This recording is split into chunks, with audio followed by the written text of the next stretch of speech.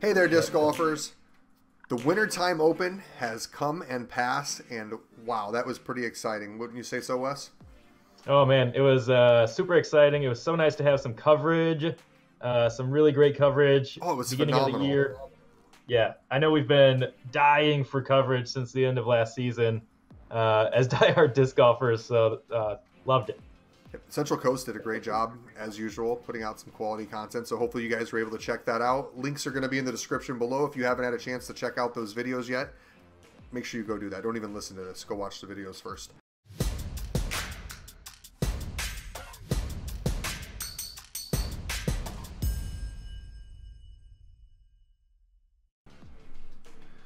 All right, disc golfers, something special for you here as we're doing our little tournament rundown for the Wintertime Open. Fresh off of his A-tier win is going to be Adam Hammis. Again, Adam, we kind of want to just sort of walk through the tournament a little bit with you. So we're going to start with round one.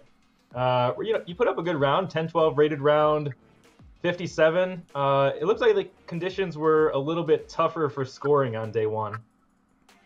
Yeah, day one it was raining pretty good.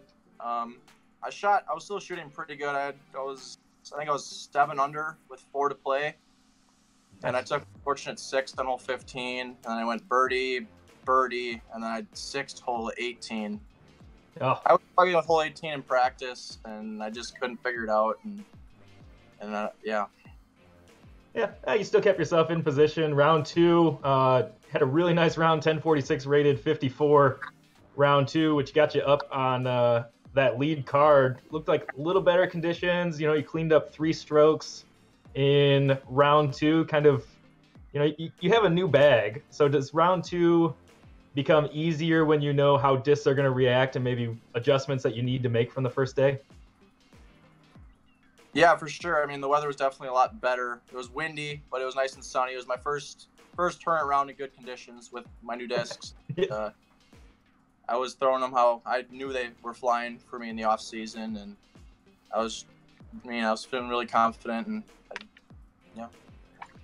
Nice. Did it help coming from Midwest weather? Like you've been throwing in bad conditions, so did that kind of help you, especially through round one, to play through those tougher conditions? Yeah, being from Wisconsin, we get a lot of rain, and it's not always the best weather. And the whole off season, I was practicing in anywhere from 20 to 40-degree weather, and in the 20-degree weather, some of my discs were flying different than they were in like 40-degree weather, so it was kind of hard to adjust. But once I got to Arizona, I dialed them in pretty quick in like the 65-degree weather. So I knew I had a pretty how my discs were flying before I went off to Cali for sure. Yeah, that Raptor was pretty sick. I was seeing you in Austin throwing that on quite a few holes. I would just see a lime green Raptor, and like even on the videos, they were like Raptor, Raptor, Raptor. So was that like one of your go-tos this week then? Yeah, the Raptor is super solid. I'm really, really enjoying that disc. It's not as stable as some of my Firebirds from Innova, but it's definitely perfect. It's got a lot of glide. It's a little straighter, and it goes where I want it to when I throw it for sure. The last question. Talk to me a little bit about the pressure in that situation. I mean, those last 5 holes were a pretty dramatic finish. So yeah, in the final round, I kind of went in with not too many expectations, just kind of play solid, don't really fall off too much. The first 6 holes I shot pretty solid. I think it was 3 under through 6, and then 7, 8, and 9 I lost 3 strokes to Paul and Austin. Yeah. And right there I knew I was back a lot, and it was going to take a lot to come back and win this thing. And then hole 9 I birdied 10, 11, eagled the mound hole. Yeah. And I knew I gained a few back.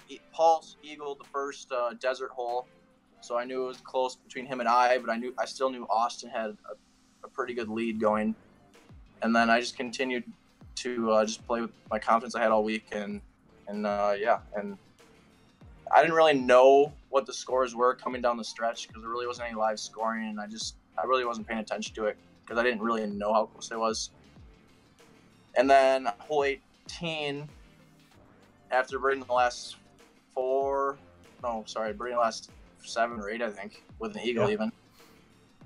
Anthony Bareilles walked up and he said, yeah, you and Austin are tied, and Paul's 1 back. So I had the tee box for the whole back 9.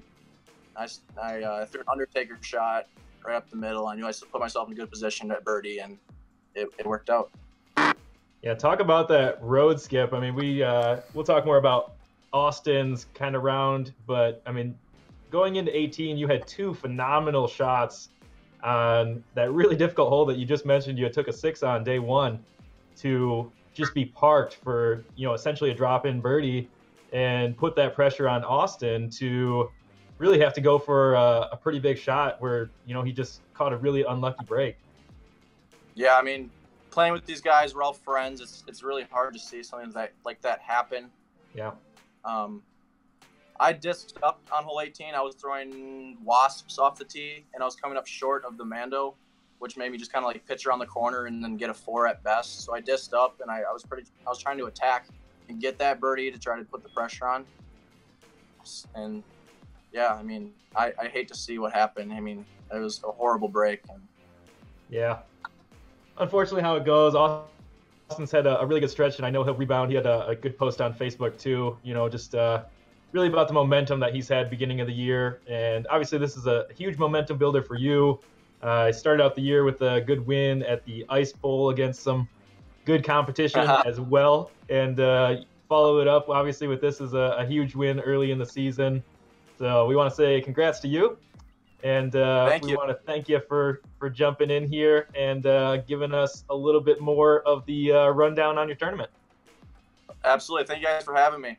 All right, guys, don't forget to like this video if you like all the tournament coverage and stuff like that we plan on bringing you here in the 2019 season. Comment down below. Let me know which shot was your favorite shot from the Wintertime Open. Of course, make sure you subscribe by using that notification bell so that every time we post a new video, you get notified when, well, hey, we've got a new video up. And the most important thing, Wes. Make that putt. Yes, make that putt.